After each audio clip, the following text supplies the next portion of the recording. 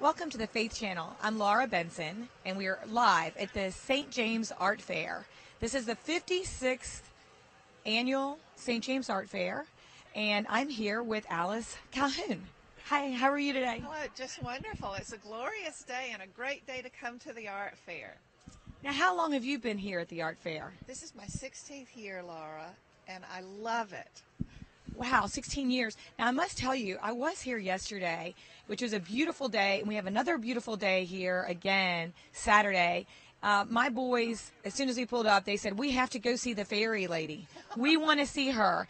And we have one of her fairies in our garden. So it was the first spot for us. Now, how long have you been making these fairies? I've been making them about 20 years, so I've been doing St. James almost as long as I've been making the fairies. Oh, my goodness. Now, can you tell us a little bit about your fairies and what inspires you? Absolutely. There's several things. One, I love dance. So a lot of my fairies start with a drawing that I do of a dancer at a dance performance in the dark with my little, they're called gesture drawings, very fast drawings. I come home and then draw the fairy on the copper. Gardens inspire me too.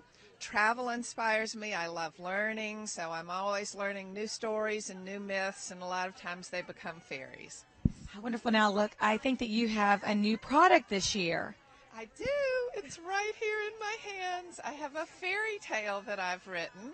I've had these lovely photographs of my fairies that have been taken in gardens at different flower shows.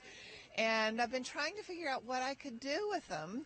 And at the same time, a lot of my fairies have stories, and people have been saying, oh, you need to put those stories in a book. Well, so I've sort of woven them together into a fairy tale. The story is about a real little girl who goes on an adventure with a fairy in an ancient forest. And in the course of the adventures, children who sort of go on the adventure with them learn about the importance of working together, how jealousy is a bad thing, and how important it is to protect Mother Earth, Mother Nature. Oh, what a wonderful message that you're putting out there to the universe. And these fairies are the cutest things you've ever seen. They're beautiful. We're going to scan them right now so that you guys can see what we're standing in front of. That there are all these beautiful fairies, and each one of them tells a different story. And maybe you could you tell us about this one? Yes. Every year I do a different collection, and this one, the Sunflower Fairy, was done when I was making a lot of pieces inspired by Italy. So she actually has an Italian name. Her Italian name is Girasoli, which is what is the word for sunflower in Italian. It means follows the sun. Now, do you have one that's a personal favorite after all these years? I bet you feel like almost a connection with your fairies, don't you? I do, very much so, Laura. There are two over here that I feel a special connection with because they're the first. Yeah. This is actually the first. The one that's in my hand is the first fairy design that I did. She's a wood nymph. She's a free spirit who likes to hike and run in the forest and climb trees.